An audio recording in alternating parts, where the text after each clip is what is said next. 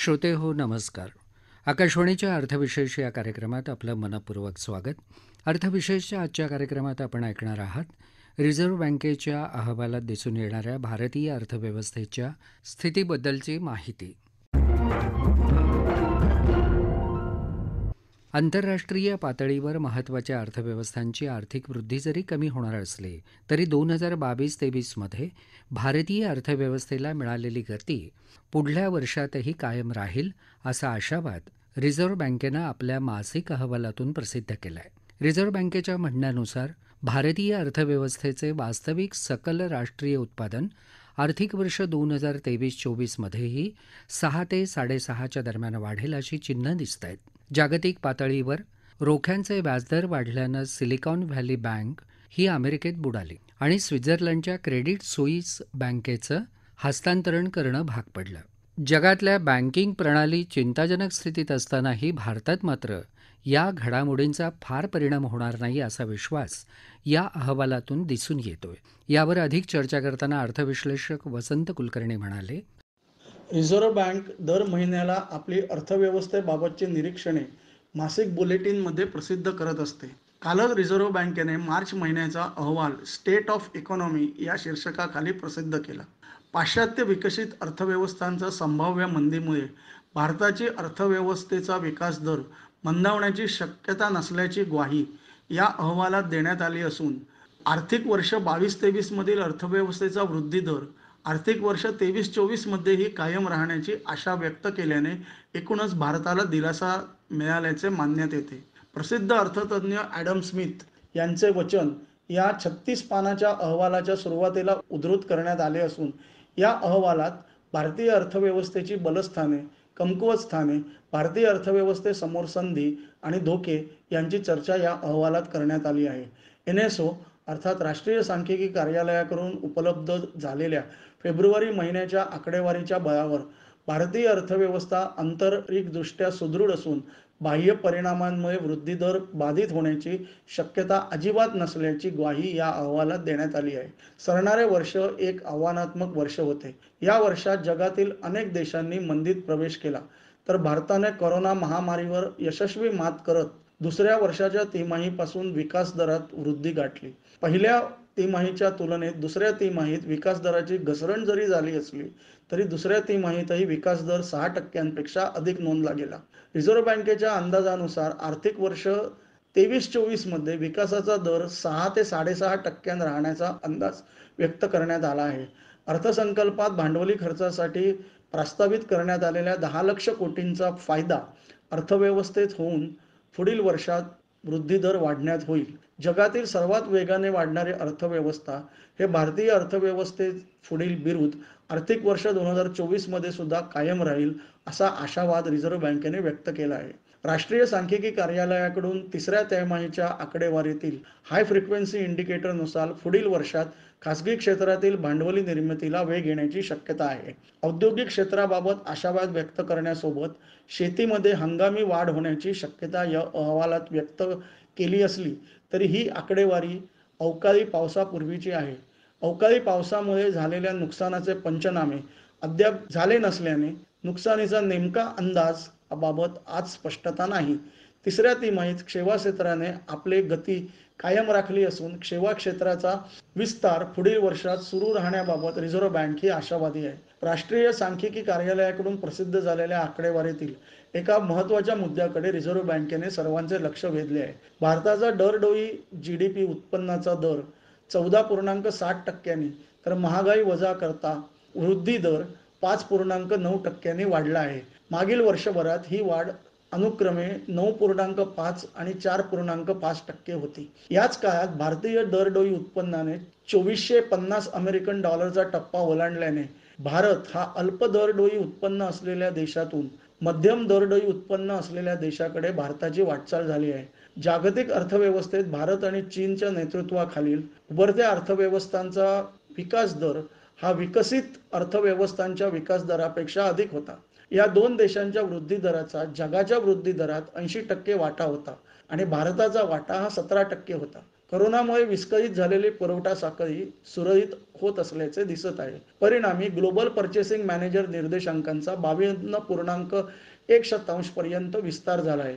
थोडक्यात सांगायचे तर सरणाऱ्या वर्षासोबत अर्थव्यवस्थेतील अस्थिरता देखील संपुष्टात येईल आणि पुढील वर्ष भारतासाठी मध्यम वृद्धी दर राखणारे वर्ष असेल असा आशावाद या अहवालात व्यक्त करण्यात आला आहे.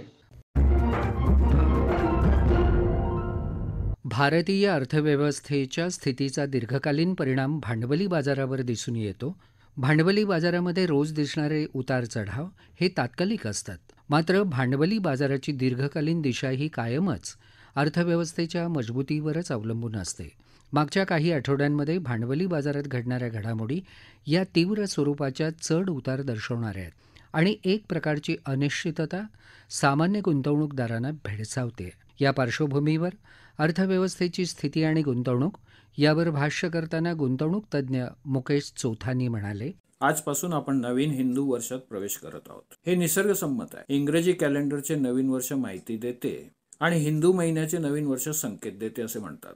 प्रगती आणि विकास हा आपला जन्मसिद्ध अधिकार आहे आणि हे नवीन वर्ष यासाठी सहाय्यक ठरेल असा अंदाज आहे. कोरोनामुळे गेल्या 2 वर्षापासून मरगळलेल्या अर्थव्यवस्थेला आता गती मिळणार आहे. नुकताच रिझर्व्ह बँकेने मार्चच्या मासिक बुलेटिनमध्ये प्रसिद्ध केलेल्या स्टेट ऑफ इकॉनॉमी अहवालात म्हटल्याप्रमाणे जागतिक अर्थव्यवस्थेच्या विपरीत भारतीय अर्थव्यवस्था विस्तारांचा वेग कायम राहील आणि 2023 मध्ये जागतिक विकास दर कमकुवत होण्याची किंवा मंदीमध्ये प्रवेश करण्याच्या तयारीत असतानाही भारतीय अर्थव्यवस्था मंदावणार नाही. चालू आर्थिक वर्षाच्या दुसऱ्या तिमाहीपासून स्थिर गतीने सुरुवातीच्या विकासापेक्षा भारत महामारीच्या वर्षामध्ये अधिक मजबूत झाला आहे. 2023-24 साठीच्या देशाच्या जीडीपीचे वाढीचे अंदाज 6 ते 6.5% दरम्यान स्थिरावले आहेत. नॅशनल स्टॅटिस्टिक ऑर्गनायझेशन म्हणजे NSOच्या फेब्रुवारी अखेरच्या डेटावरून असे सूचित होते की भारतीय अर्थव्यवस्था पुढील आव्हानात्मक वर्षाकडे वाटचाल करण्यासाठी जगाच्या अनेक भागांच्या तुलनेत भारताची आंतरिकदृष्ट्या चांगली स्थिती आहे. मॅक्रो डाटा आणि खाजगी तसेच सरकारी धोरण आणि लिक्विडिटी यामुळे भारताचा जीडीपी 2023-24 मध्ये 170 लाख कोटी रुपयांपर्यंत जाऊ शकतो. 2022-23च्या तिसऱ्या तिमाहीत भारतीय अर्थव्यवस्था 4.5% वाढेल, परंतु ती कदाचित 5.3% असेल असे अपेक्षित आहे. केंद्रीय अर्थ मंत्रालयाच्या आर्थिक विभागाने सुद्धा इम्प्रूव्हमेंट इन डिमांड या नावाखाली मासिक आर्थिक अहवाल जारी केला आहे. खाजगी क्षेत्रात मागणीत सुधारणा, जागतिक अनिश्चितता आणि कोरोना महामारीमुळे निर्माण झालेली चिंता कमी झाल्यास अर्थव्यवस्थेत तेजी येणार असल्याचे अहवालात सांगण्यात आले आहे. PLI स्कीम आणि पायाभूत सुविधांमुळे सार्वजनिक भांडवल गुंतवणुकीमुळे उत्पादन आणि बांधकाम क्षेत्रात मोठ्या प्रमाणात विकास होऊन अर्थव्यवस्थेला चालना मिळेल. प्रधानमंत्री किसान सन्मान निधी योजनाद्वारे किमान आधारभूत किंमत आणि उत्पन्न हस्तांतरणामुळे कृषी क्षेत्रात सुद्धा मोठ्या प्रमाणात वृद्धी होण्याची शक्यता आहे. मागे सुद्धा मी सांगितलेले आपणास कदाचित आठवत असेल की इव्हेंट, इकॉनॉमी आणि इमोशन हे 3 E इक्विटी मार्केटवर परिणाम करतात. इव्हेंट मग ते लोकल असो का ग्लोबल, त्याचा इकॉनॉमीवर म्हणजेच लोकल इकॉनॉमी अथवा ग्लोबल इकॉनॉमी असो त्यावर परिणाम होतो आणि त्याद्वारे आपण आपले इमोशन्स म्हणजे ग्रीड अथवा फिअर याच्या प्रभावाखाली येऊन इक्विटी मार्केटमध्ये आपली गुंतवणूक नीती ठरवतो. सध्या इक्विटी मार्केटचे व्हॅल्युएशन वाजवी आहे. टॅक्टिकली बाजारात अल्पकाळात तेजी येण्याची शक्यता आहे. बँकांचे शेअर वाजवी मूल्यांच्या आसपास आहेत. मल्टी ॲसेट फंड मला चांगले वाटतात. व्हॅल्यू ऐवजी आता ग्रोथ स्टॉकला डिमांड जास्त येईल. जागतिक बँकिंग क्षेत्रात गोंधळ कायम असून त्याचा लोंढा आता अमेरिकेपासून युरोपपर्यंत पसरला आहे. त्यामुळे त्याची थोडीफार झळ भारतासह इतर देशांना बसण्याची शक्यता आहे आणि त्यामुळेच भारतीय शेअर बाजारात, चलनात आणि बॉन्डमध्ये आपणास अस्थिरता दिसून येते. आपल्या इथे आजही बँक ठेवी मोठ्या प्रमाणात सार्वजनिक क्षेत्रातील बँकांकडे आहेत आणि उर्वरित HDFC अथवा ICICI अथवा ॲक्सिस किंवा कोटक यासारख्या अतिशय मजबूत खाजगी क्षेत्रातील कर्जदार बँकांकडे आहेत. बँकांना समस्या आल्या सरकारने, RBIने त्यांना वेळोवेळी वाचवले आहे. व्याजदर वाढल्याने बचतकर्त्यांनी सुद्धा आता बँक ठेवीवर लक्ष देण्यास सुरुवात केली आहे. सध्याच्या आर्थिक परिस्थितीला तोंड देण्यास भारतीय बँका अतिशय समर्थ आहेत. चलनवाढ रोखणे हे अमेरिकेच्या चलन धोरणावर आधारित आहे. RBI सुद्धा एप्रिलच्या पतधोरणात रेपो दर 6.5% कायम ठेवण्याची शक्यता वाटते आहे. यंदा गुंतवणुकीची गुढी उभारण्यासाठी म्युच्युअल फंड उत्कृष्ट पर्याय ठरू शकतो. त्यामुळे तज्ज्ञांच्या सल्ल्यानेच आपल्या गुंतवणुकीची गुढी उभारावी. अल्पकाळापेक्षा दीर्घकाळाच्या गुंतवणुकीसाठी विचार करावा. गुढी हे वैभवाचे प्रतीक आहे. हे वैभव संपत्तीचे, सौंदर्याचे, ज्ञानाचे असू शकते. वैयक्तिक गुंतवणुकीच्या माध्यमातून आपणास तसे वैभव या निमित्ताने प्राप्त होईल असे संकेत या निमित्ताने मिळत आहेत. आंतरराष्ट्रीय घटकांचा प्रभाव पडला तरी भारतीय अर्थव्यवस्था ही अंतर्गत मागणी आणि उत्पादनाची क्षमता यांच्या मजबूत पायावर उभी आहे. बाजारात असलेली रोखता हा सुद्धा चिंतेचा विषय नाही. त्यामुळं अर्थव्यवस्था चांगल्या गतीनं वाढू शकते. नाविन्यपूर्ण उपाय, मूलगामी बदल आणि पायाभूत सोयीसुविधांवर भर यामुळं अर्थव्यवस्थेला एक अंतर्गत गती प्राप्त झालेली आहे. अर्थव्यवस्थेमध्ये एक प्रकारची संक्रमणावस्था दिसते आणि काही महत्त्वाचे बदल जसे भारतीय अर्थविश्वात घडून येताना दिसत आहेत, तसंच आंतरराष्ट्रीय पातळीवर सुद्धा काही रचनात्मक बदल येणाऱ्या काळात होतील असं चित्र दिसतंय. चालू शतकावर भारत आपला ठसा उमटवण्यासाठी तयार होतोय असा आशावाद आपल्याला भारतीयांच्या मनात जागा होताना दिसतोय.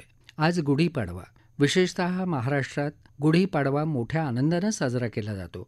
भारतीय अर्थव्यवस्थेची गुढी ही मजबूत पायांवर उभी आहे याचा प्रत्यय या अहवालाच्या निमित्तानं येतोय. येणारं वर्ष सर्वांनाच सुख आणि समृद्धीचं जावो ही सगळ्यांची इच्छा. समर्थ भारतासाठी आर्थिक स्थिरता, दृढता, गतिमानता लाभावी हेच आपल्या सगळ्यांचं स्वप्न असेल. याबरोबरच आजचा अर्थविशेष हा कार्यक्रम संपला. आकाशवाणी मुंबईच्या प्रादेशिक वृत्त विभागानं हा कार्यक्रम सादर केला होता. सादरकर्त्या सरस्वती कोवळेकर, निर्मिती सहाय्य सुनीता नागपुरे, लेखन विनोद देशपांडे आणि निवेदन उमेश घळसासी.